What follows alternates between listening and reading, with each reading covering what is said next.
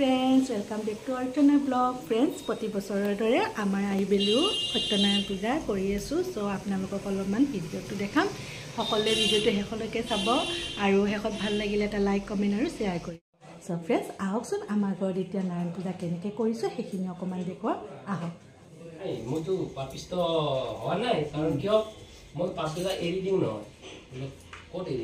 Friends, আপোনালোকলৈ এটা অনুৰোধ আছে, আপোনালোকে যাতে ভিডিওটো স্কিপ নকৰি সম্পূৰ্ণ ভিডিওটো চাই আৰু ভিডিওটো ভাল লাগিলে এটা লাইক কৰিব, কমেন্ট কৰিব আৰু নিউ ভিউসকলে এটা সাবস্ক্ৰাইব কৰি দিব যাতে চেনেলটো আগুৱাই যায়। फ्रेंड्स, এয়া আমাৰ ঘৰত নাৰায়ণ পূজা হৈ আছে আৰু পুৰোহিতে কি ধুনীয়াকৈ আমাক মন্ত্ৰ উচ্চাৰণ কৰাই কেনে ঘোষা গাই কেনে নাৰায়ণ পূজা আৰম্ভণি কৰিছে।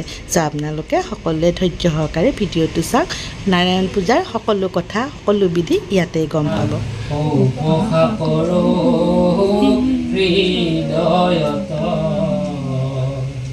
ৰামচকুৰ মনৰ সিংহ বামন পৰশুৰাম হলিৰাম বৰাহ শ্ৰীৰাম বুদ্ধ কৃষ্ণ কৃষ্ণ তুজুপাৱে কৰো প্ৰণাম ৰাম তুজুপাৱে কৰো প্ৰণাম। ওম ওমকাৰস্য ব্ৰহ্মা ঋষি গায়ত্ৰী চন্দ্ৰগ্নি দেৱতা সৰ্বকৰ্মাৰম্ভে বিনিয়োগঃ ওম অপবিত্ৰ পবিত্ৰ বা সৰ্বভ্ৰষ্টং গতঃ বিবা যস্মৰিত পুণ্ডৰীক্ষং চ বাহ্যভ্যন্তৰহসি তত হত ক্ষেত মাদয় পুণ্যহং ভাসয়ে ওম পুণ্যহং পুণ্য কৰ্মাহং অস্মিন কৰ্তব্য কৰ্মাণি শস্যং শ্ৰী বিজয় নিত্যং কল্যাণ মংগলম এসং নিদিষ্ট ভগবান মংগলম সংহং।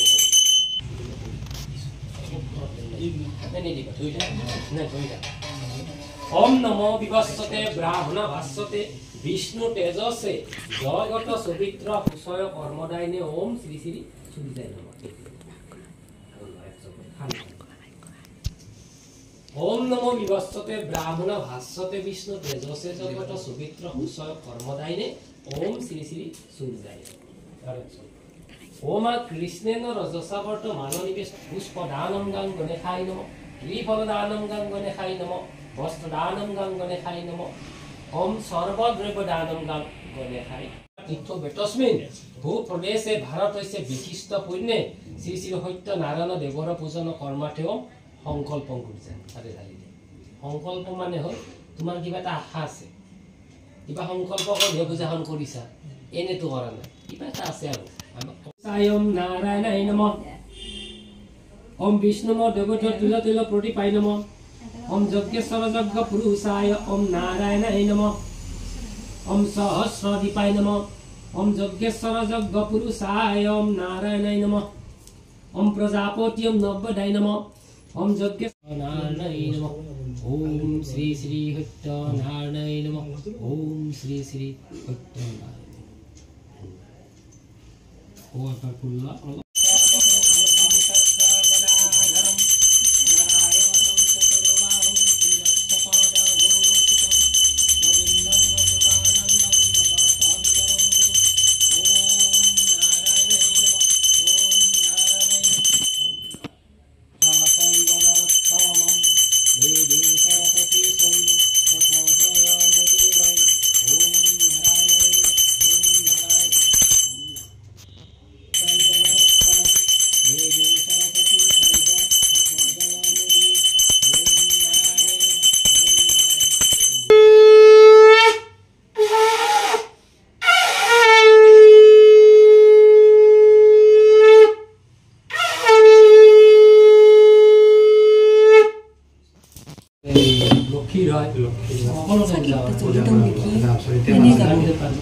তাৰপিছত নাৰায়ণ কৰা গেল, নাৰায়ণ এই গণেশৰ পিছত নাৰায়ণ কৰা গেল, তাৰপিছত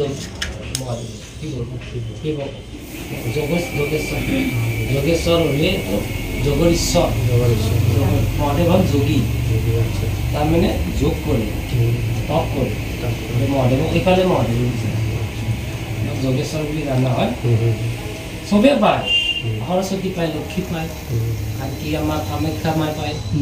অলপ আগতে মাতিছোঁ, কেদাৰে পায়, ধাৰেশ্বৰে পায়, মণিকৰ্ণেশ্বৰ ক'ত বা আছে নাজানো। যি আছে জীৱ চাহানে চব খাই যে আছে। মাকেতো লক্ষ্য কৰে, আৰে ই জন্ম পাই যদি এনেকৈ খাই আৰু ই ডেকা শুনিছোঁ কি কৰোঁ। সত্যনাৰায়ণ প্ৰভু খুব গুণৱান, গুণৰ ধাম বুলি কৈছে। গতিকে তেওঁ যদি অলপ উপীত হয় তেতিয়া বান বুলি কৈছে। বান মানে বানপানী, তেওঁ বানপানীৰ দৰে কৰি দিব পাৰে। হে ব্ৰহ্মপুত্ৰে কুল গ্ৰাম নামকাশীপুৰ, ব্ৰাহ্মণ ক্ষত্ৰিয় আদি বসতি প্ৰচুৰ। সেই গ্ৰামে সদানন্দ বৈদিক ব্ৰাহ্মণ, প্ৰথমে প্ৰচাৰ কৰে সত্যনাৰায়ণ। আহি গ'ল নে? গতিকে ব্ৰহ্মপুত্ৰৰ পাৰত কাশীপুৰ নামে এখন ঠাই আছিল। তাতে ব্ৰাহ্মণ ক্ষত্ৰিয় আদি কৰি সকলো মানুহে বসবাস কৰিছিলে, কাশীপুৰ। আৰু সেই গ্ৰামতে, সেই গ্ৰাম মানে গাঁও, সেই গাঁৱতে একজন বৈদিক ব্ৰাহ্মণ আছিল। এতিয়া ব্ৰাহ্মণটো সকলোৱে জানে, গতিকে তাইৰ লগত বৈদিক এটা সোমাই দিছে। বৈদিক শব্দটো সোমাই দিয়াৰ অৰ্থ হ'ল কি? বৈদিক মানে বেদ, বেদৰ কৰ্ম যিয়ে কৰে তেওঁক বৈদিক বুলি কয়। অৰ্থাৎ বেদৰ কৰ্ম জানিব, অলপ অলপ জানে দিয়ে তেওঁক বৈদিক কয়। আৰু এনে ব্ৰাহ্মণ আমি সকলো হা। গতিকে সেই ব্ৰাহ্মণজনে প্ৰথমে প্ৰচাৰ কৰিছিল সত্যনাৰায়ণ পূজা। তেওঁৰ নাম আছিল সদানন্দ। মনত ৰাখিব, চব পুথিতে আছে। আজিকালি পুথিবিলাক অলপ বেলেগ বেলেগো হৈছে, কিবা কিবিও আনি দিছে দেই। আনি বেছি লাগে কি নালাগে এনেকৈ কৰিব পাৰি। কৰিলে সত্যৰ সেৱা কোনো কাৰ্য হয়, সি কোনো দেৱতা হয় কহিও নিশ্চয়। গতিকে সেইজন আকৌ কোন দেৱতা?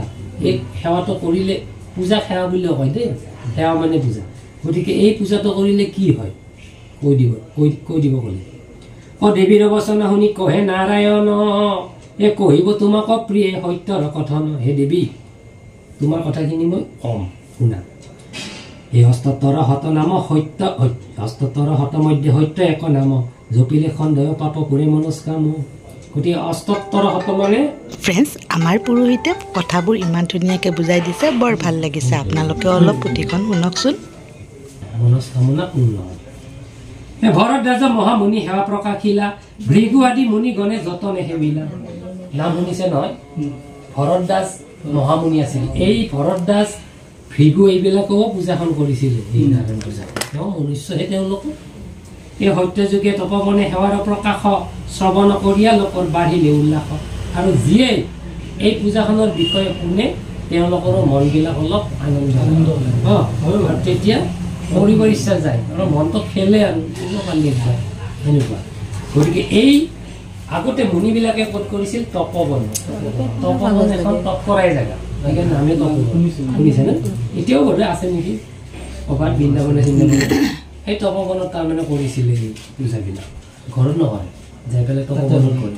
চব ঋষি মুনিবিলাক অলপ তাতে কৰিবলৈ গৈছিল। সত্যযুগে সেইবিলাকো যত মুনিগণ, তেতাতো সেইবিলে সাবিত্ৰী দি কন্যাগণ। গতিকে সত্য যুগৰ পৰাই আৰম্ভ হৈছিল পূজাটো হা। মনুষ্য যেতিয়া জন্ম পায় তেতিয়াৰ পৰা হৈছিল। গতিকে এই সত্য যুগত মুনিবিলাকে কৰিছিলে। ত্ৰেতা যুগত কৰিছিলে সাবিত্ৰী। সাবিত্ৰীৰ নাম শুনা যায়, সকলোৱে শুনিছে নিশ্চয়, সত্যবানৰ ঘনীয়েক যে। দেৱগণে ঋষিগণে প্ৰতি ঘৰে ঘৰে কৰিলে সত্যৰ সেৱা নানা উপহাৰে।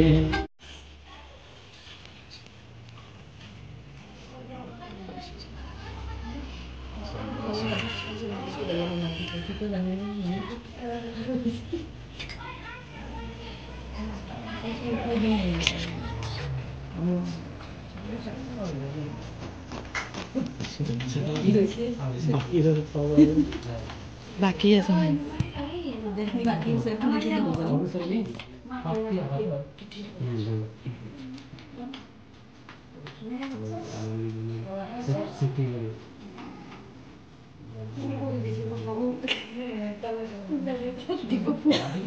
ফ্ৰেণ্ডছ, নাৰায়ণ পূজাৰ পুথি শুনি অঞ্জলি লৈ, আশীৰ্বাদ লৈ, প্ৰসাদ আৰু ভোগ নোখোৱাকৈ যাব পাৰিব জানো?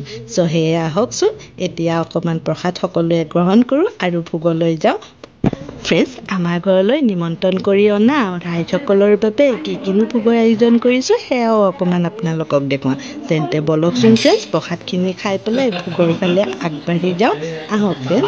ইমান ধুনীয়াকৈ পূজাখন কৰিছে, কিয় নবনামনো? হয়নে? বাতি গলে গলে শেষ করেছে শেষ কমপ্লিট কেনেকা আহিছে ভাল দিছে ব্লগারক মারে এইটো ব্লগারক ব্লগার ক কি লাগবো লাজতে নকয় কি লাগে তোক গাইজ আমাৰ পূজা চলি আছে গাইজ অৰ্চনা মাইক লাইক কৰিব কমেণ্ট কৰিব শ্বেয়াৰ কৰিব গাইজ একেবাৰে দিব আৰু লাইক চাইক কেনেকে দিব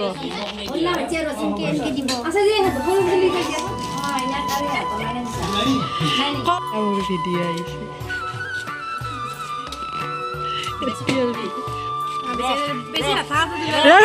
কব কব কব হাত দিলে আচ্ছা আচ্ছা হাত দিলে উঠাম দে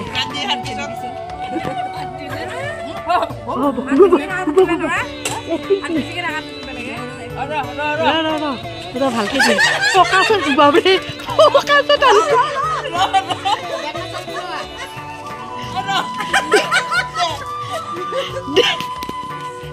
বাবু খাওয়া বাইদেউ খাওয়া ভিডিও দিবা পারি কিন্তু গাতি লাগবো বাবা রে গাতি লাগবো খাক খাক কেনেকুৱা আহিছে বাইদেউ দিছে টেষ্টি হৈছে পেট ভৰাই খাব হা একদম সংকোচ নকৰিব নাই নাই ধুনীয়াকৈ খাব লাগিব আমাৰতো ছাৰে নাহে কোনোদিন ছাৰ তুমিতো গ'লা ইউটিউবত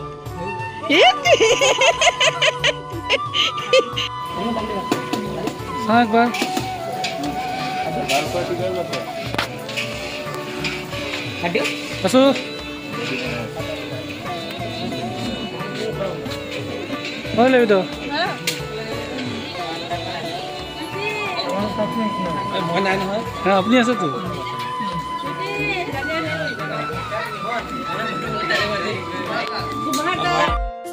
ফ্ৰেছ আছিলে আমাৰ ঘৰত কৰা সৰুকৈ নাৰায়ণ পূজা আপোনালোকে চাই ভাল পালেনে আমাৰতো খুব এনজয় কৰিলোঁ আৰু খুব ভাল লাগিল পুথি শুনি পেলাই মানুহখিনি আহ্বান কৰি কেনে খুব ভাল লাগিল চ' আপোনালোকে যদি ভাল পাইছে এটা লাইক কৰিব কমেণ্ট কৰিব আৰু শ্বেয়াৰ কৰিব লগতে নিউ ছাবস্ক্ৰাইব কৰিলে ছাবস্ক্ৰাইব কৰিব নাপাহৰিব আজিলৈ আহিছোঁ আকৌ আহিম নতুন এটা ভিডিঅ'লৈ আপোনালোকৰ মাজলৈ তেতিয়ালৈ সকলোৱে ভালে থাকিব বাই বাই